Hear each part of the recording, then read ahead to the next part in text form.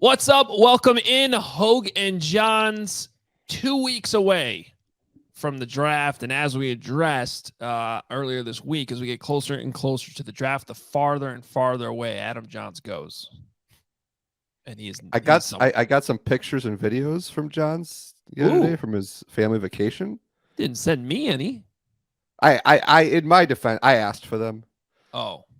Well, he was sending me nonsense, and then I said, "Well, if you're gonna send me something, send me like a family photo from the vacation, so I know everyone's having a good time." Well, at least he didn't send me any nonsense. Yeah. So good for the Jahns family enjoying themselves. Hopefully, I'm sure the boys are breaking down mock drafts as they're going their hikes. I hope so. We've been having random listeners and viewers tweet, like, I don't know, people who probably live in the mountains somewhere or are vacationing in the mountains. They're just randomly tweeting photos from the mountains saying they're looking for Jahns, because all he would tell us is he's in the mountains, which is not. He's hard. Yeah, he's hard to find in general because you could hide behind a tree, you know. But well, that is the voice of Kevin Fishbain you hear, of course. Hoge and Fishbain today. Follow him on Twitter at KFishbain. Follow me at Adam Hoge. And we have what I think is a fun conversation today, because Fishbain, he loves mocks so much he wanted to get mocks from fans and then put it all together. And I'm a man of the people. Yeah, but it's kind of fun because you kind of find out what this is actually a good I think exercise in trying to predict what is going to piss fans off on draft night. Because you got trends here of what the fans are feeling. And that's what I think we're going to talk about some of this. And people should check this out on theathletic.com/HoganJahns if you're not a subscriber. But he took a bunch of fan mock drafts and then kind of compiled them all together, looked at sort of the trends of it, and we'll get some conclusions. Maybe by the end of this episode, we can predict like what would be the worst thing Poles could do, Ryan Poles could do in the eyes of the fans. And maybe the easiest thing he could do. Yeah, it's a game I like to play. I remember trying to think, like, was it 20? Well, I guess if you polled the fans in 2017, they probably said the things what would have pissed them off the most is trading up for Mitch Trubisky. Would they said that beforehand? Maybe. What about just picking Mitch Trubisky? I think just picking Trubisky, I think they would have been fine. Yeah, I have a lot of theories. Yeah. I have a lot of theories about the reaction from analysts to that trade was a lot different than I think the reaction among like NFL teams. And I think that, fueled the fervor. But no, it's a fun exercise because I do think that, like I could tell you, I'll start right now. And I already knew this from a lot of the comments on stories and tweets and stuff. Bears fans do not want Peter Skoronski. And of all the submissions I got, only one mock draft had Peter Skoronski. So, we can, I don't know if you want to start there with kind of the way they're viewing the offensive tackles, but arm length, is a big metric for Bears fans. Yeah. Because why would you want the safest offensive lineman in the draft? I went on this rant 2 weeks ago when it was the Fishbain and Jahns show. Yeah. About how everyone was mad because I picked Skoronski in our beat writer mock draft. Literally the same day that Daniel Jeremiah picked him in his mock draft, 2 days after Todd McShay picked him in his mock draft, and a week after Dane Brugler picked him in his mock draft. And so people were mad at you? People were mad at me. Yes. Yeah. I was, because I'm the Northwestern guy. Yeah. Homer, obviously. But yeah, it's like, your guy, Nick Moriano, did some Zapruder film breakdowns from the 1920 football drive. He did. Right? Like, what was on the whiteboard, you could kind of see what they look like, their top traits. Right? How do we know that's real though? I mean, what if it was all? What if it was fake? Could be. I mean, like, what, you're not supposed to believe anything this time of year. Yeah, I know. Well, that's why I was having fun with it. I think it is real. And thank you for mentioning that. So if you want to check it out on allchgo.com, Nicholas Moriano he took all of that out, and it is actually interesting to look at the traits that they look at each position. Yeah. I think with, and I guess we're probably getting blasted in the comments now that like the two of us are starting this podcast of the Peter Skoronsky conversation. Yeah, probably. That's fine. Which I brought up. But we did actually, there was one mock that I included that had Skoronsky. And I didn't include it because it had Skoronsky. I included it because it was the only mock that didn't include a trade. And I think sometimes it's nice to just look at the slots the Bears are at now and who are some of the players projected. So that's why I included that. But Ryan Poles has always said best 5 guys in the offensive line. Right. Like he wants position versatility up there. Like he just wants the best 5 guys. So yeah, like that. So that's why I think like we can't, like, yes, I do think the Bears would prefer a starting tackle to be longer than Peter Skoronsky, but that doesn't mean that they wouldn't consider taking him and just finding a place for him because he's that good. Yeah. So this is, I actually find this conversation interesting, whether we're talking about Skoronsky or really any other player that fits any position and the type of things and traits that we're learning about what Ryan Poles and Matt Eberflus care about. But if you're going to narrow the conversation down to, okay, in the eyes of Ryan Poles right now, I'm going to speak as Ryan Poles. Okay, we need a left tackle. Who are the left tackles? Well, yeah, Peter Skoronsky might not be at the top of their list because of the arm length. They care about arm length. He doesn't have the longest arms. Fine. But when you think about it in the terms of how he's actually drafted and how he's actually added players to this roster, even in free agency, and with what you just brought up, which is what they talk about all the time, just getting the best 5 offensive linemen out there. What if they have Skoronsky as like a Hall of Fame guard? Bingo. Yep. And they have, and this is all what if, obviously, and they have all the offensive tackles as more of, let's say none of them are in that blue category. And obviously, we don't know what the draft board looks like, but I'm just bringing up a hypothetical. Then we've seen him draft best player available. And so for me, it's still very possible that Skoronsky could be best player available at that spot over the other offensive tackles just because his tape really is that good and that flawless.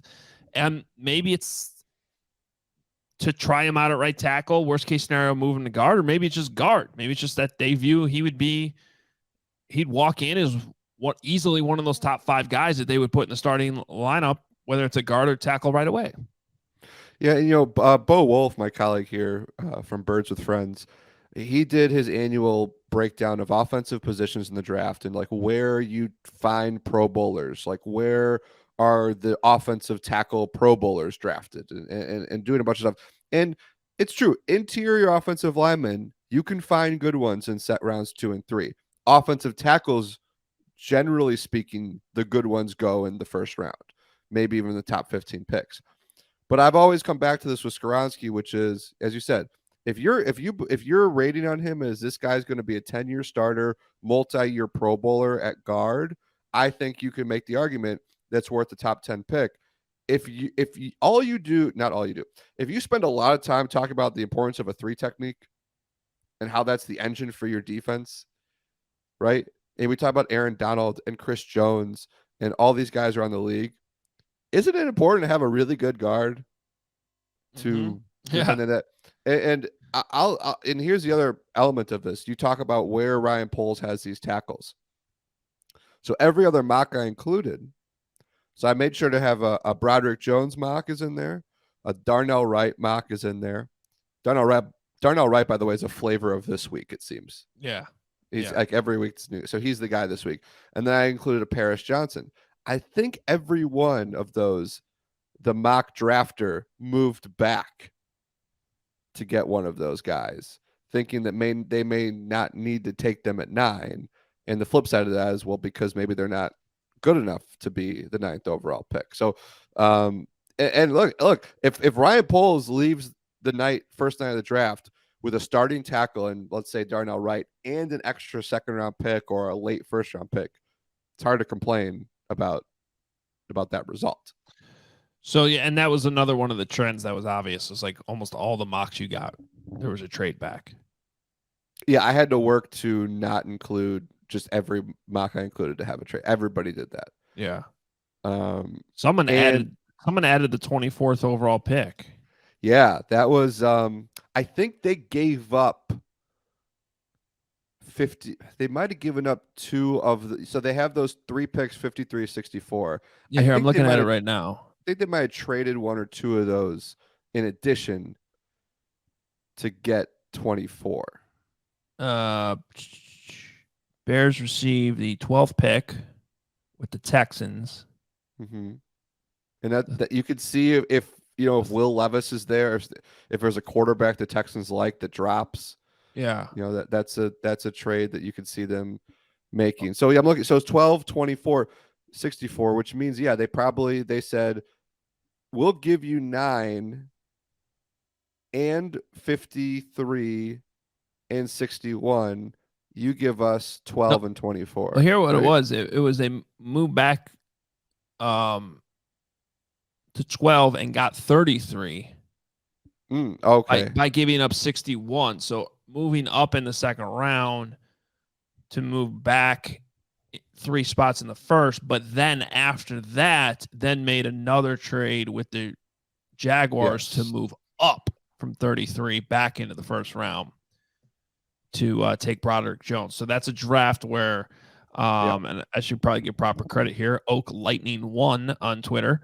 Managed to get Tyree Wilson and Broderick Jones in the first round.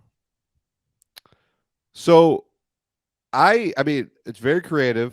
I don't think it's that unrealistic because you tell me where you want to go here, Hogue. I think we could talk about the trade back possibility, but if you're talking about trade back, I think there's absolutely do they find a way into the bottom of the first conversation?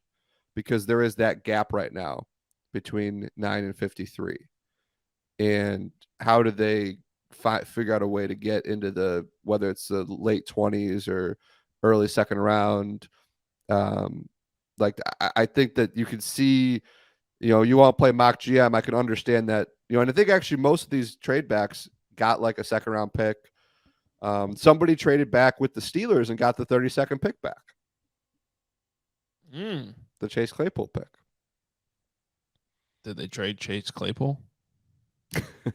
I don't remember. The only thing I don't like about this, though, is it leaves the Bears with only 3 picks in the top 64. No second round selections when it's all said and done. I don't mind the first trade back, or the trade back to 12, because then that would have given the Bears the 33rd pick, and they still have 53 and 61. I just think there's so many players in that range that can help you. And to me, Broderick Jones is not a for sure thing. And I think this mock is interesting because, again, a lot of these mocks show we always have to remember the variance between draft boards, right? Like Dane Brugler's has one set of rankings, Tom McShay, Dan Jeremiah, and then all 32 teams have their own. So when I first looked at that, I'm like, oh, Gervon Dexter Sr., like, yeah, I'll take that at 103. Zach Harrison at 118, Byron Young at 133. Like, you would probably take those guys at those spots. Will they be there? And again, whatever, I think they were using Pro Football Focus for their mock, and they were there. It just, and again, once we get, especially when we get after the first round, there's always going to be, and that's the other thing that pisses fans off, is someone's going to read Dane Brugler's guide here. Let me pick a random player. I'll take Jordan Addison because that's where my beast is at right now. So Dane's got Jordan Addison 25th overall. Some team is going to take him like 14th, and everyone's going to be up in arms like, oh my God, what a reach, because Dane has him at 25. Now, this is not a slight against Dane, who I have the utmost respect for because the beast is incredible, all the work he does. But whatever team takes that player at that spot, they did so because he's top of their board at that, right? So everybody has to, we all have to remember that. But let's figure out this is where I'm struggling with all the fantasy trade scenarios. Is who's trading up to 9, and who are they trading up to 9 for? Yeah. And I've been kind of struggling with that too. So you look at the draft order behind the Bears. The next pick is the Eagles. There's been some chatter, and I think it's just mostly speculation that the Titans maybe would be a team that would trade up a couple spots if one of those quarterbacks is still there. They do have a new GM. He might want his own guy, which would make sense. I think we're under the assumption that the Texans are taking a quarterback at 2, but I brought this scenario up in one of my past mock drafts. Which, what if they don't? And what if instead of 12, they're sitting there and one of the quarterbacks is still available at 9 and they want to move up? So I think that's potentially a possibility. With the quarterbacks, again, we don't know how accurate a lot of these mock drafts are going to turn out to be, but it seems like it's a Will Levis question, right? Mm-hmm.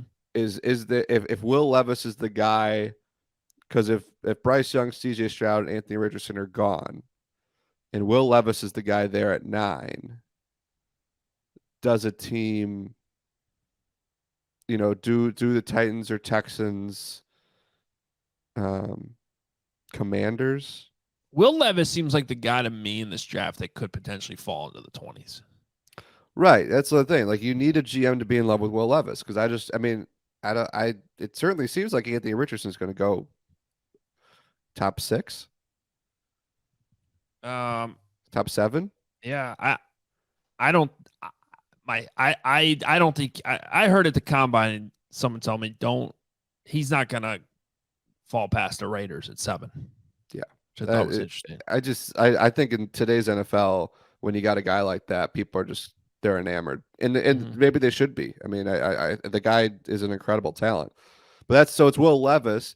You don't have that great wide receiver this year who is maybe worth moving up for. You don't, as we just talked about, you don't really have an offensive tackle worth moving up for. Here's a guy. What if Jalen Carter's there at 9 and the Bears don't want him? Yeah. That's somebody a team could trade. That's a guy somebody could trade up for. Maybe, but I also feel like if he's still there at 9, then the concerns at that point have been validated by other teams. And yes, it only takes one team to say, oh, okay, we really want that guy. But I feel like if teams are comfortable with Jalen Carter, he's not getting past Seattle at 5. Or right. Certainly Detroit at 6, which would maybe be the worst case scenario. But so are there any of the edge rush? Like, who's, if is somebody? The other thing too is if someone's trading up for Tyree Wilson, aren't the Bears interested in taking Tyree Wilson? Yeah, maybe to a point. Okay, how about a corner? That's it. Here you go. Back to what we talked about at the top. What do fans not want? I didn't get a single mock draft that included either Christian Gonzalez or Devin Witherspoon. Yeah, see, and that's interesting to me because I think there's quite a few cornerbacks that are really intriguing. You got Joey Porter Jr. there too. I like Joey Porter. I did have a couple people do a trade back and got Joey Porter Jr. in the teens. Okay. Yeah, I did get those submissions. Yeah, he's very Emmanuel Forbes from Mississippi State, who's very skinny but very good with long arms. But I don't know if that's a guy you take in the top 10. But so that's a premium position we're talking about. So does, like if Witherspoon's there at 9 and the Bears don't want him, does somebody trade up for him? It's hard. Like I get the benefit with this class because I'm using Dane's guide here. Okay, so I'll start at 7 with Skoronski, Tyree Wilson, Devin Witherspoon, Lucas Van Ness, Nolan Smith, Paris Johnson Jr. That's 7 to 12. You'd probably be okay with any of those guys. I'm with you on Nolan Smith. I love everything about the guy, except I'm worried he doesn't have the ideal size Yeah. that they're looking for. So it's funny you bring that name up because he was not in any of the mocks I received. I know, and we did the edge rushers the other day on CHGO and ended up having him 6th, and then like a day later, I'm like, he's so good though. Really good, and he's got and he's total like the Matt Eberflus guy. He's like perfect for what the Bears are looking for in the locker room too. There's a couple guys that and I've said this every time we've been doing these shows with our top 5 guys. Like, it's still fluid. It's not final until the draft, especially for us in the media. Like, we haven't been doing this. We don't have scouts that have been doing it. Well, you do. You have Dane Brugler, but we don't. The two of us, everybody on CHGO, Jahns, everybody like that you hear from, like we've been doing this for a few months, looking at these guys. If we're being honest, other than watching some college football in the fall, so we get to hold it all the way up to the start of the draft, and maybe even between Thursday and Friday, move some guys around. Quite frankly, but. I'm struggling, but like kind of in a good way with Nolan Smith, because I'm kind of realizing I'm violating so many of my own rules, which is like, if the guy's a good football player, he's a good football player. Yeah. Like, don't overthink it. Yes, he's 10 pounds lighter than BJ Ojulari, who I also really like, and he's only 6'2", and he doesn't have the longest arms, but the dude blew up. He checks all these boxes. Blew up the combine.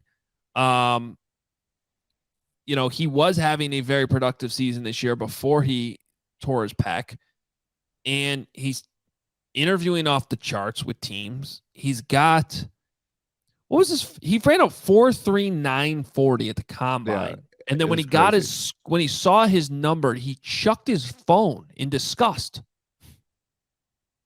Dude, you ran a 4.39 as an edge rusher. I mean, yeah. So I like Nolan Smith. I will say this about him, and I wrote this after the combine. I was talking to a coach there about front 7 guys, and he said to me, he goes, be careful. He goes, don't overrate production from some of these guys. He goes, I want to see how this guy looks against a good offensive lineman. He goes, I'll look at that tape, but I'm not that worried if he doesn't get, he's not 15 sacks, 18 tackles for loss. I'm just watching the tape of what he does against a really good offensive lineman. If he's winning those one-on-one battles, and obviously he's checking a lot of other boxes. So that was the thing. He said, don't, and that's a Nolan Smith thing. It's a Jalen Carter thing. Like, Jalen Carter's production is not off the charts. Yeah. But the thing is, so I think when you look at those names, and then we got Broderick Jones at 15, Joey Porter Jr. 16, you can see why fans are like, well, just trade back. Darnell Wright 24, because you're going to get one of those guys and another pick. But you need somebody to want to move up. And I don't know who that player is going to be at 9. Somebody asked me yesterday, would the Eagles trade up for Bijan Robinson? And I said no. I don't think so. It's just one spot, but I don't know. You train up for a running back? I don't know. I mean, the Bijan Robinson thing's hard because that's it. Yeah, it is. To look at it in terms of, sometimes I like to do this. If you were to do a fantasy football draft out of the rookies, right? So if you're in a dynasty league, and who are the players that you would, that would go first? So obviously you're taking the linemen out, right? You're looking for guys that are gonna put up big numbers. Does your league have pancakes? Not mine. I'm not even in a dynasty league. But my point being, like, Bijan Robinson is gonna go first overall in most of these, and for good reason, because he's gonna probably make a huge impact right away and be a very good player right away, and potentially be rookie of the year right away. And so if that all is true, it sounds like a football player you want on your team, right? Right. So it goes back to what you're saying earlier. Is he a good football player? Like, I'll say this too about running, because I wrote about this on when I opened Dane's guide. One of the first things I wanted to see was what he said about Bijan Robinson. Because I do think if you're the Bears at 9, like, do I think the Bears are taking him? No.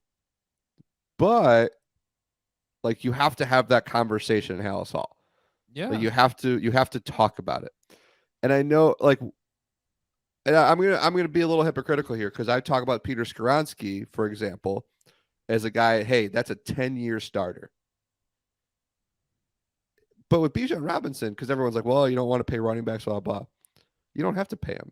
If you got 4 great years out of Bijan Robinson, and then you move on, yeah, like, is that like, would that be an okay pick? Like, because it's a running back, like, you don't need 7, 8 years. You're not going to get it. But these teams, like these GMs, these coaches, these owners, like, they don't have the patience necessarily to hope that a guy's going to be a 7, 8, 9-year guy. If someone's really good for 3 or 4 years, you take them.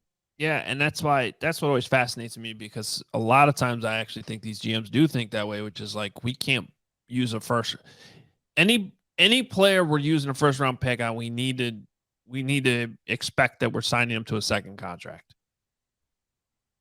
90% of these GMs aren't going to be having their jobs by then. Right. Like, because that's the way it works. Yeah. And so, yeah, I don't know. It's really interesting to think about it, especially when it comes to Bijan Robinson, because, and I think when it comes to skill position guys, that's a like Jahmyr Gibbs could be that same thing. If he goes in the second round, where was Jonathan Taylor picked? He was 50. See, sometimes so Jahmyr Gibbs is another guy. I think I had 3 different mocks had him going to the Bears in the second round. I like that. I mean, if this is a draft about, now you can make the argument this draft should be a lot about the front 7, but if this draft's about Justin Fields, which I think is a fair argument to make, it should be continuing to build around Fields.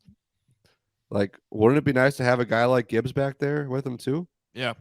Look, and that, I cannot say this enough between now and the draft, 2 weeks away. Every piece of evidence we've seen from Ryan Poles in a year and a half is he's going to go best player available. Yes. Which is why, again, don't ignore the corners in the top of the draft. Yeah, or the kicker from Michigan. No, I'm just kidding. We did have a mock that had Jake Moody. Ooh. I think in the 7th round. Jonathan Taylor went 40th or 41st in the second round in 2020. And the reason why I bring that name up is because it was like everyone pretty much went in the draft thinking Jonathan Taylor was going to be a really good player. And no one took him in the first round because he's a running back. And then basically the second the Colts took him, is like, yeah, he's probably going to be rookie of the year. Like, it's just like, well, it seemed like a pretty good pick then. Plug him into your offense and go. And he's been a really good player. Well, that's the interesting thing is about going back to some of these mocks in the mailbag. A lot of people took running backs, not Bijan Robinson, but you could tell the Bears fans, were interested. I had one here. They took Jahmyr Gibbs in the second round, and then Keaton Mitchell in the 5th.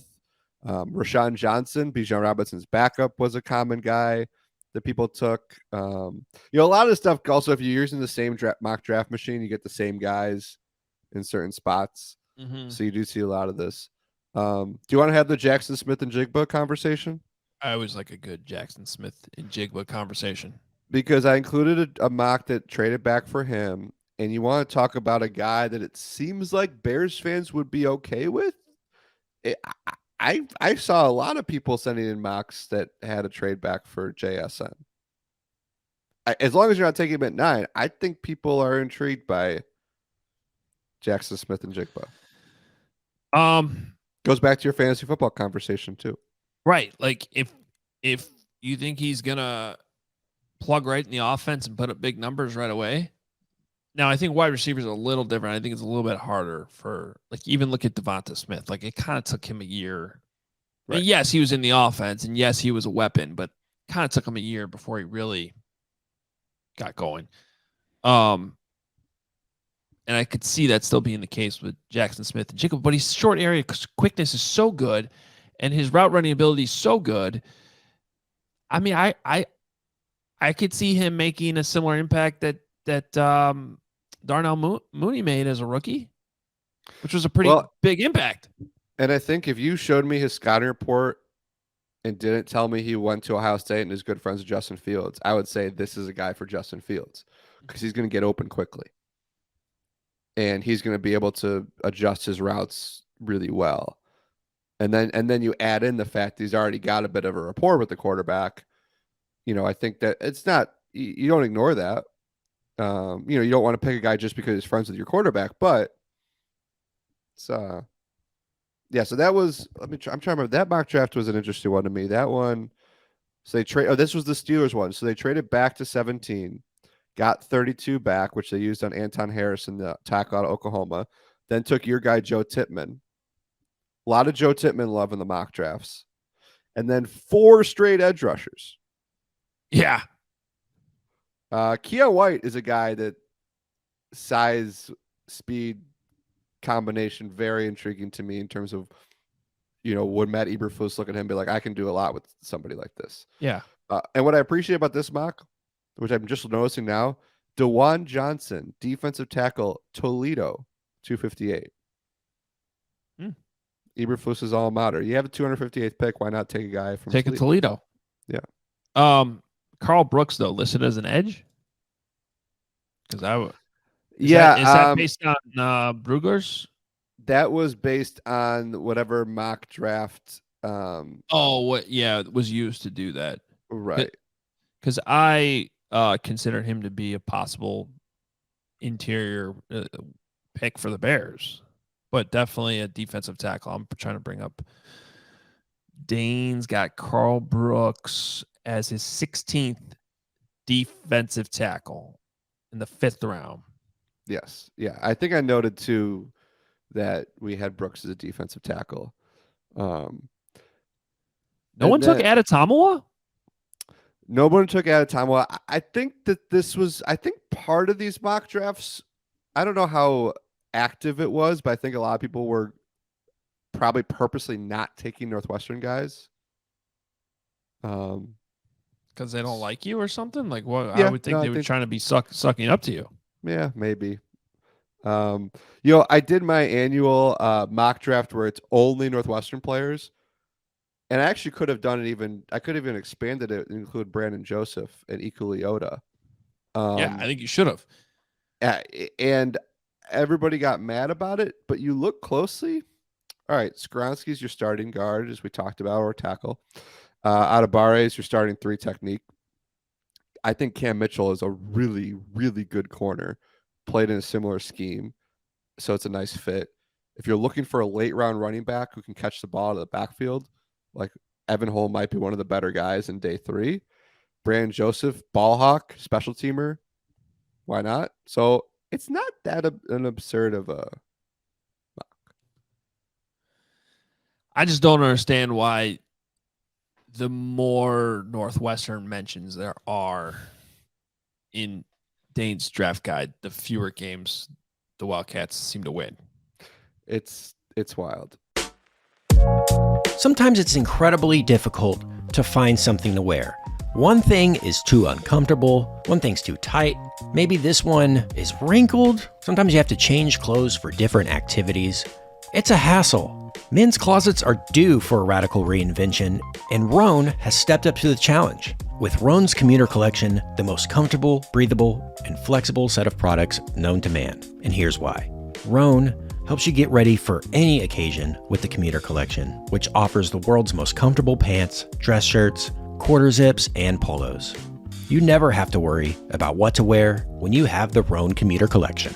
Their 4-way stretch fabric provides breathability and flexibility that leaves you free to enjoy whatever life throws your way, from your commute to work to your 18 holes of golf. It's time to feel confident without the hassle. With Rhone's wrinkle release technology, wrinkles disappear as you stretch and wear the product. It's that easy. And with Gold Fusion anti-odor technology, you'll be smelling fresh and clean all day long. And on top of that, Rhone's 100% machine washable, so you can ditch the dry cleaner altogether. There's nothing quite like putting on one shirt and knowing that it's going to look great no matter what your day throws at you. Head on over to Rhone.com/Adam and use promo code Adam to save 20% off your entire order. That's 20% off your entire order when you head to RHONE.com/Adam and use code Adam. It's time to find your corner office comfort. So what was the worst trade or mock in your opinion? Maybe not overall, just like the worst move, the worst trade. So there was someone that traded up for Jalen Carter, and it's like, look, if the Bears have checked off, if they are comfortable with him, and they believe as many seem to believe, that he's the number one most talented player in the draft, you can convince me of that, but I think that is, with what we know about Jalen Carter, I'm not comfortable moving up for him. I included because again, I think it's worth having the conversation, because he's probably, as we talked about, who do you trade up for is not a quarterback. Maybe it's Jalen Carter. I didn't include one, but someone did trade up a fair amount in one of their mocks for John Michael Schmitz, which I didn't love trading up for a 24-year-old center. Yeah, that's.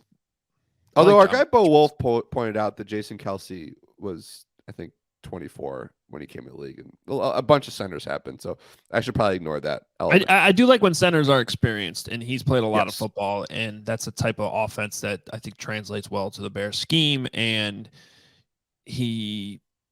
one of the things that coaches say positively about John Michael Schmitz is just how well he seems to understand offense. And right, I said I don't have a problem with John Michael Schmitz. I wouldn't have traded up for him. Right. Yeah. So Jalen Carter, I think that was the trade. Like, some of these trade backs were creative. I'm not sure how realistic they all are, but trading up for Jalen Carter, that was a tough one for me to get on board with. I'm not sure how realistic this trade is too. I'm looking at it, moving up from 9 to 5, back in the top 5, 4 spots. I'd have to look at the value charts, I guess, but only giving up pick number 53 doesn't seem like enough to me. Yeah, I wonder if you have to give up something from 2024. Yeah. In addition, yeah, I mean, the dude could be a game wrecker. I just like you go through Dane's scouting report, and if you look at it through a Matt Eberflus lens, like, you just like, I don't see it. Yeah. Yeah, the hits philosophy, the motor, the mean, right? Which Eminem, motor and mean. Yeah, I certainly don't see it at 5. Let's put that. But again, I appreciate the creativity. That's why I included it. I think you can have that conversation, because he is that guy that you could move up for, because he's that skilled. A lot of day 3 not creativity per se, but Nick Saldiveri, the Old Dominion offensive tackle, has been a popular guy, and I think athletically he fits what the Bears want to do up front. And 2 mock drafts know me well, because they both included a quarterback in round 7. Yeah, I did see one. Max Duggan, and then we had a Jaron Hall, I believe, from BYU. Draft a quarterback every year, baby. I think Jaron Hall could be a good fit as a backup for Justin Fields. The PJ Walker thing, though, just makes me feel like that's not the direction they're going to go. Probably not. But it's like, if it's a 218th pick, right? I guess you can make an argument. Best player available. And you can make an argument you don't want to dedicate resources to a rookie quarterback when you're still making sure your starting quarterback is developing the way you want. Like that, when Mitch Trubisky was here, I stepped back a little bit from my draft quarterback every year, because like you need every eye on this guy. You got to make sure you got to help him. You can't worry about a rookie. Fields obviously in a better spot, but again, it's your 218th pick. A lot of times the 218th pick doesn't even make the team. Yeah, and I don't necessarily agree with that thinking, because like every position coach has to coach all the players in the room. You know, quarterback's just unique because you have so few anyways. So, but they do have a bunch of coaches in there. Right. I think that you should be able to, and there's actually more coaching resources devoted to those fewer quarterbacks. Like, you have the offense coordinators always keeping an eye on them. You have, your quarterback coach. like the OC, the head coach and the OC are spending more time on the quarterbacks than they are, the tight ends. So to me, I like the idea of always having another guy in. I think Brock Purdy, wherever he goes and however his career goes from this point, I'm a little reserved on the ceiling there, but right. He still served. If he retired today, that was still an amazing pick. Well, and that's the thing too, is that if you take a quarterback at one of those picks, the ceiling is so much higher than any other position. Because if you get a Brock Purdy, if you get a Gardner Minshew, I think he was a 5th round pick,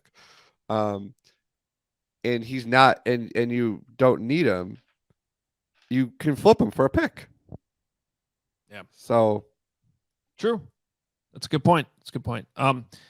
All right. Well, this is a fun exercise. I enjoyed reading it. I hope everybody for more, we obviously didn't go through everything here. So check it out on theathletic.com/Hoge&Jahns. And it's fun kind of going through all these mocks and you get Kevin's reaction to all these different players too, which is fun. So good stuff. Johnson's going to be back next week. Unless he takes another vacation. Right. Which week to go to I guess you can't rule it out. I mean, he'll be here draft week, but he might say, screw this, I'm going to take one more week. And we haven't even checked his youth baseball, football, soccer schedule for draft week yet either. So we don't know. Oh, yeah. A lot's in play. I feel like he should share like the game. Does he share the Game Changer info with you so you can track it all? I do have his teams on there. I should make sure I have all of them.